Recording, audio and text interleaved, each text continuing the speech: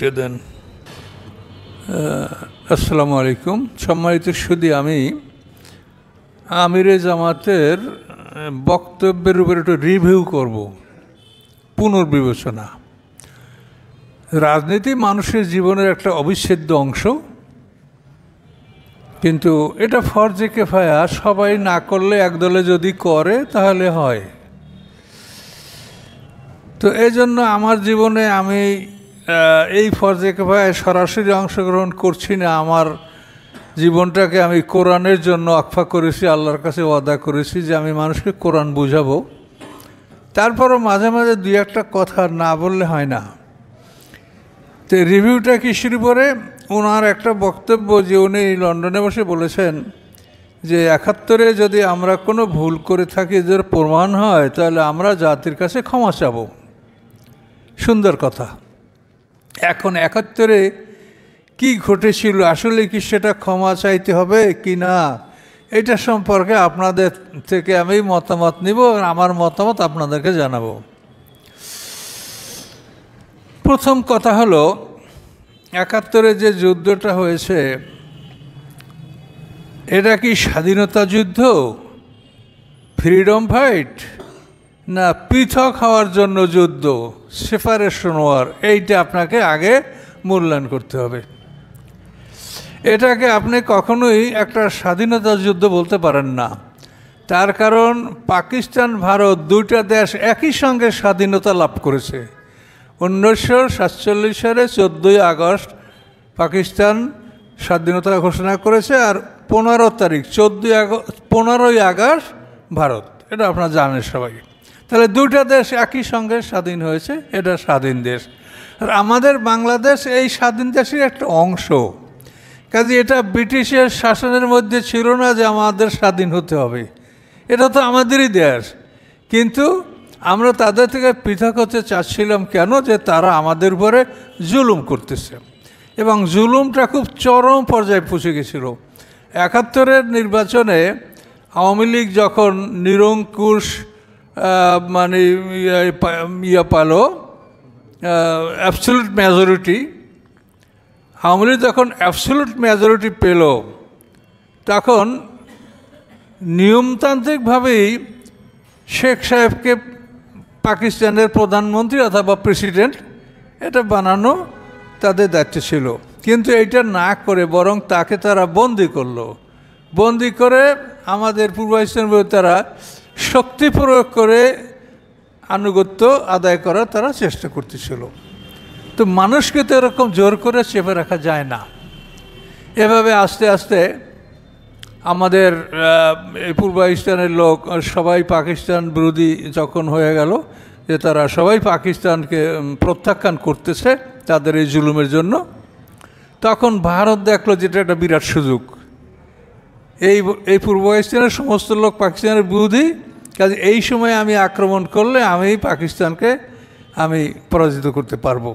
তখনই কিন্তু ভারত আক্রমণ করে দিল পাকিস্তানকে, দুই সাইড থেকে, পূর্ব পশ্চিম দুই দিক থেকেই ভারত পাকিস্তানকে আক্রমণ করলো। এখন এই আক্রমণে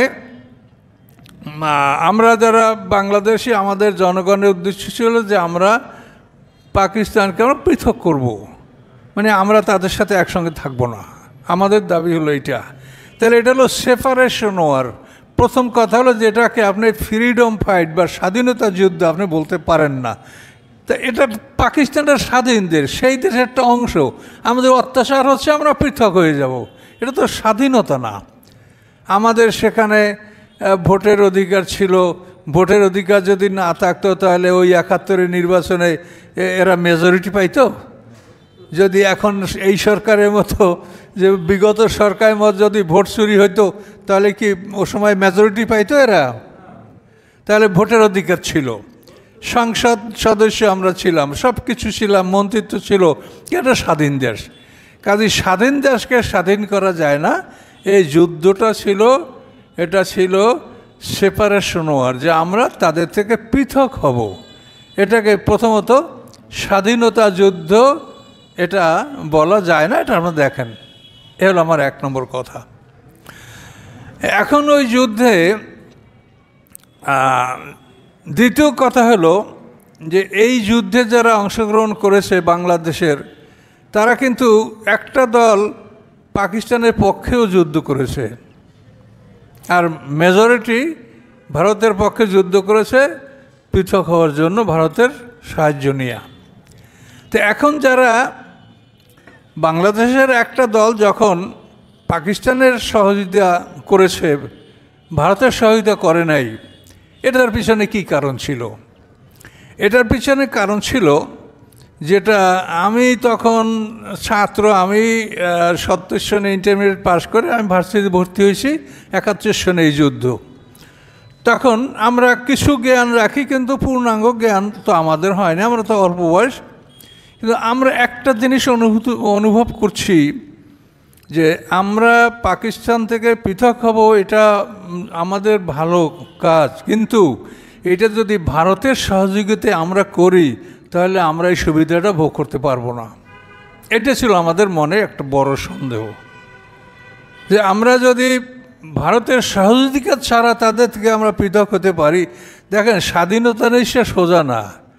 নবাব সিরাজউদ্দৌলা 1757 পলাশী যুদ্ধে পরাজিত হয়। এরপরে 1947 সালে পাক ভারত উপমহাদেশ স্বাধীন হয়। এই 190 বছর পর, এই 190 বছর পর্যন্ত মানে মুসলমান, হিন্দু, শিখ এরা ব্রিটিশ বিরোধী আন্দোলন করছে। আর আপনি পাকিস্তানের বিরুদ্ধে আন্দোলন করে 6 মাসেই পৃথক হয়ে যেতে পারতেন আপনার? কখনোই না। ভারত যখন সশস্ত্র অস্ত্র নিয়ে আপনাদের পিছিয়ে পড়েছে তখন আর আপনি করতে পারছেন না। এখন ভয়টা ছিল যারা মানে ভারতের পক্ষে যারা যুদ্ধ করে নাই, পাকিস্তানকে সহযোগিতা করছে, তাদের মনে এটাই সন্দেহ ছিল যে আমরা যদি ভারতের সহযোগিতা নিয়ে আমরা এটা করি তাহলে আমরা এটা সুফল ভোগ করতে পারবো না। আমাদের মাস্টার এখন পাকিস্তান, আর যদি আমরা ওখান থেকে পৃথিবী আসি তাহলে আমাদের মাস্টার হবে ভারত। আর এটা বাস্তব। এই কয়েকদিন আগে পেপারে আমি দেখছি, হয়তো আপনারাও দেখেছেন, ভারতের প্রভাবশালী একজন মন্ত্রী বলেছেন যে ভারতকে এড়িয়ে বাংলাদেশের চলার ক্ষমতা নাই। তাহলে আপনি 3 লক্ষ কি 30 লক্ষ মানুষ জীবন দিয়ে আপনি কি স্বাধীনতা অর্জন করলেন? যে তারা বলছে যে ভারতকে এড়িয়ে বাংলাদেশের চলার ক্ষমতা নাই। তাহলে এখানে আমার এই পয়েন্ট এটাই যে এখানে আপনি এই যে বাংলাদেশের যে ক্ষুদ্র সংখ্যক লোকগুলি পাকিস্তানের পক্ষ অবলম্বন করেছে, কিছুদিন পরে তাদেরকে যুদ্ধ অপরাধী আখ্যায়িত করা হলো, অন্তত 30-35 বছর পর। তা আসলে কি তারা যুদ্ধ অপরাধী কি না, এটা আপনি দেখেন। যুদ্ধ অপরাধী কারা হয়? যদি কোনো দেশের প্রতি কেউ অ্যাগ্রেসিভ অ্যাটাক করে, অ্যাগ্রেসিভ অ্যাটাক যদি মানে আক্রমণাত্মক হামলা, অ্যাগ্রেসিভ অ্যাটাক যদি করে এবং সেখানে যদি জেনোসাইড হয়, মানে জনসাধারণের মানে হত্যা, তো এই জেনোসাইড হলে, এটা প্রমাণ হলে তখন সেখানে যুদ্ধ অপরাধ এটা হয়। কিন্তু এই যে যুদ্ধটা ছিল, এই যুদ্ধের সমস্ত ক্ষমতা ছিল তো পাকিস্তানিদের হাতে। জেনারেল নিয়াজি, সে জেনারেল, তার পর আরম্ভ করে সেপাই পর্যন্ত সব সৈন্য সামন্ত তাদেরই ছিল, কমান্ডিং অথরিটি তারা ছিল। বাংলাদেশে যারা পাকিস্তানের সমর্থন করছে তাদেরকে আপনি জোর বলতে পারেন যে তারা কোলাবোরেটর ছিল। কোলাবোরেটর মানে তারা তাদেরকে হয়তো পদ দেখে দিয়েছে বা এটা বাতলিয়ে দিয়েছে, ওটা করেছে, কিন্তু আদেশের মালিক তো এরা ছিল না। এখন যুদ্ধ অপরাধ যদি হয়, দুইটা দেশ পরস্পর যুদ্ধ করছে, এখন যারা হেরে যায় তারা কি যুদ্ধ অপরাধী? তা তো না। দুইটা দেশ, পাকিস্তানের স্বাধীন দেশ, ভারত একটা স্বাধীন দেশ, দুইটা যদি লড়াই করছে, একটা জিতবে একটা হারবে, তো স্বাভাবিক। এখন যারা হেরে গেছে তারা তো আসলে যুদ্ধ অপরাধী নয়। যদি যুদ্ধ অপরাধী হয়েই থাকে, অর্থাৎ ভারতের বিরুদ্ধে যুদ্ধ করা যদি যুদ্ধ অপরাধ হয়েই থাকে, তো এটার যুদ্ধ অপরাধী হবে পাকিস্তানের সেই জেনারেলরা। এবং সারেন্ডার করার পরে দেখেন যুদ্ধটা সারেন্ডার কিভাবে হয়েছে। মানে 16ই ডিসেম্বর যখন সারেন্ডার হয়, আমি তখন ঢাকায় অবস্থান করছিলাম, যেহেতু দেশে কোনো যোগাযোগ ছিল না, যে বাড়ি যাব এমন কোনো রাস্তাঘাট মানে কমিউনিকেশন ছিল না। তো এগুলি আমি চোখের সামনে যা দেখছি আমি তাই বলছি। তো এখানে 16ই ডিসেম্বর যখন সারেন্ডার করলো পাকিস্তান, তখন তারা সারেন্ডার করলো ভারতের জেনারেল অরোরা সিং, তার কাছে নিয়াজি আত্মসমর্পণ করলো। ভারতের তখন প্রধান সেনানায়ক ছিলেন ওটার নাম কি মানেকশা, তিনি ফিল্ড মার্শাল উপাধি তখন ধারণ করেছিলেন। সেই অরোরার কাছে এরা আত্মসমর্পণ করলো।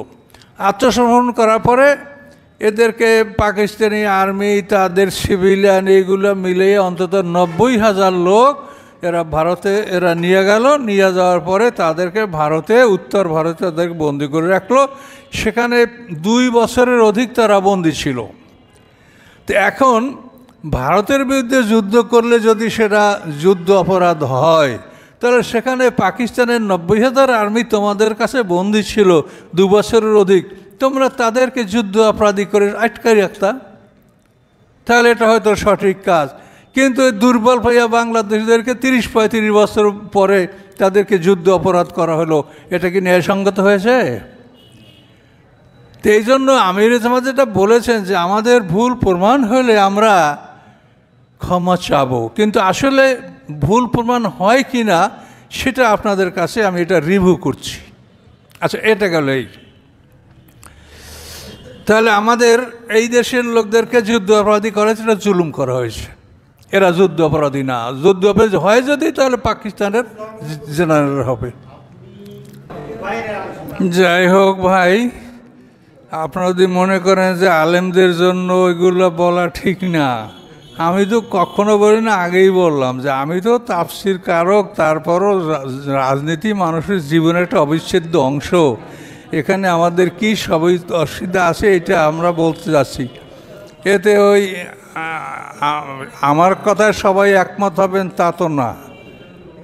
মানুষ কখনোই কেউ বলতে পারে না যে একজনের কথা সবাই একমত হবে। তা আচ্ছা, যদি আপনি এটা না মনে করেন তা আমি এটা বলবো না। আর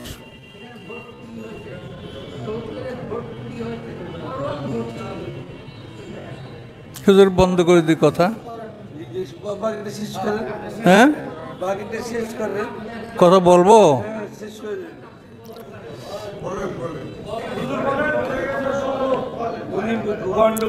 চলে যাবে,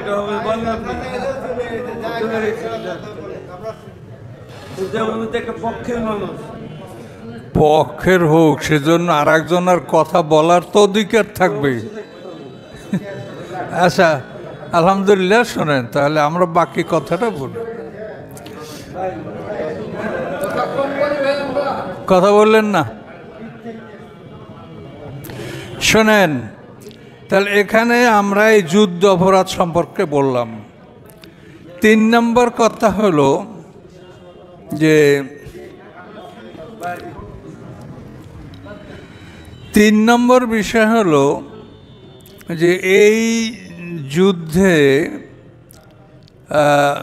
লাভবান বেশি হয়েছে কারা, ভারত না আমরা বাংলাদেশি? এটা একটা বিরাট পরীক্ষার বিষয়। এগুলি আপনারা বোঝেন। তারপর আমি একটু স্মরণ করে দিচ্ছি যে এই যুদ্ধটায় বেশি লাভবান হয়েছে কারা, ভারত। তাহলে এইটা যদি ভারত লাভবান হয়, তাহলে আমরা 30 লক্ষ লোক জীবন দিয়ে কি ভারতের কল্যাণের জন্য আমরা এই জীবনটা দিয়েছিলাম? তো এই রিভিউটা আমি এই জন্য করতেছি যে আপনারা সবাই বলছেন যে এই সুবিধাটা ভারত, এবং তারা আমাদের এই যুদ্ধে যখনই সেনাবাহিনী যখন সারেন্ডার করলো, সারেন্ডার তারপর কি হলো, তারপর যে অবস্থা আমি চোখে দেখছি, আমি বই পড়িয়া কোনো ইতিহাস বলছি না আপনাদেরকে।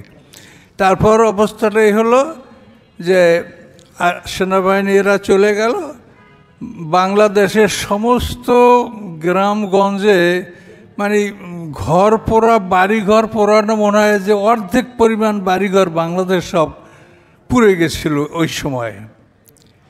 তো এই দুর্যোগ, এই কাতর অবস্থার মধ্যে যখনই ভারতের মানে পাকিস্তান আর্মিরা চলে গেল, তখনই তারা ঢাকা শহরের যে মালামাল আমাদেরগুলি ছিল এগুলি সব তারা নিতে শুরু করলো।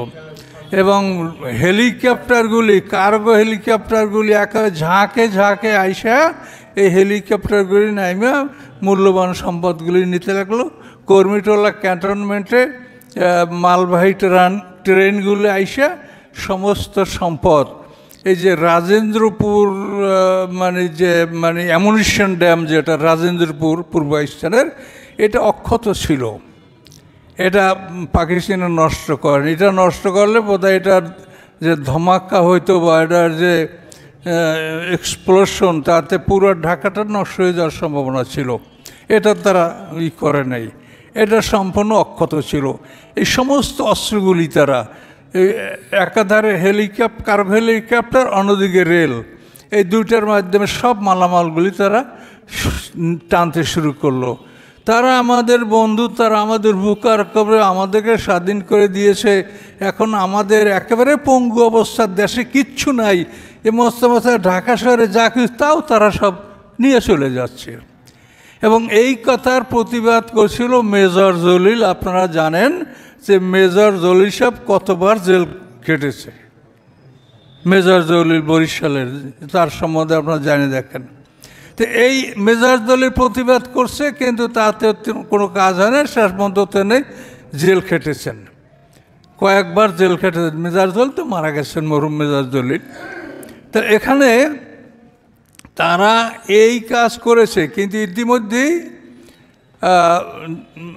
শেখ সাহেব তো পাকিস্তানের কারাগারে বন্দী ছিলেন, ওনাকে পাকিস্তান থেকে মুক্তি দেওয়া হলো। উনি ওখান থেকে লন্ডন গেলেন, লন্ডন থেকে উনি ঢাকা অবতরণ করলেন। উনি কিন্তু পাকিস্তান মুক্তি পেয়ে উনি কিন্তু ইন্ডিয়া যান নাই, উনি লন্ডন থেকে ঢাকায় আসছেন সাদা একটা বিমানে, আমার মনে আছে, আমি চোখে দেখেছি। তো উনি আসার পরে ওই ভারতের এই যে লুটতরাজ, এটা ওরা বন্ধ করছে, আর লুটতরাজ করতে আমরা দেখিনি। তো এই যে তাদের একটা মনোভাব যে আমরা একটা দুর্বল অবস্থায়, আমাদের দেশের অধিকাংশ মানুষের বাড়িঘর পুরে ছাই হয়ে গেছে, তারপর যা কিছু আছে তাও তোমরা টেনে টেনে নিয়ে যাচ্ছ, এবং প্রতিবাদ করার কেউ নাই। মেজর জলিল কথা বলছে, সে জেল খাটছে। তাহলে এখানে আমরা এইটাই বলবো যে তাহলে ৭১-এ যারা চিন্তাভাবনা করেছে যে আমরা ভারতের সহযোগিতা নিয়ে আমরা এই দেশ স্বাধীন করলে আমরা এই সুবিধাটা ভোগ করতে পারবো না, তাদের এই চিন্তাটা তো একটা ভবিষ্যৎ আপনারা দেখতে পাচ্ছেন যে আসলে এটা আংশিক হলেও এটা সত্য প্রমাণিত হয়েছে। আজকে দেখেন আমাদের কি দুরবস্থা।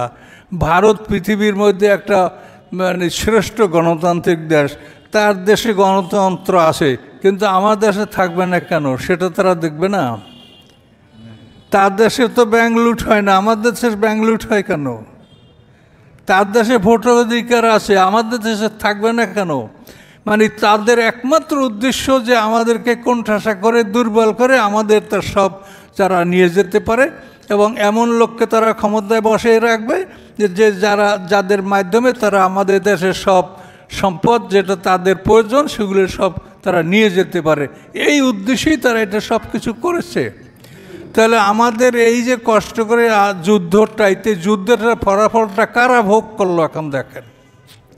এইটাই যারা চিন্তা করছিল তারা ৭১-এ তারা ভারত বিরোধী তারা পাকিস্তানের পক্ষে সংগ্রাম করেছে। তো এইটাই আমার কথা যে এখন আপনারা ওই আমিরে জামাতের কথা যে আমাদের যদি ভুল হয়ে থাকে তো আমরা ক্ষমা চাইব। এখন ভুল হয়েছে কি না হয়েছে সেটা আপনারা বিবেচনা করবেন। আমি শুধু বিষয়টা আপনাদের কাছে এক্সপার্ট লাইট করে পরিষ্কার করে আমি বলে দিলাম। আমিন। আমানতু বিল্লাহি রব্বিল আলামিন। আখিরু দাওয়ানা আলহামদুলিল্লাহি রব্বিল আলামিন। দোয়া করি।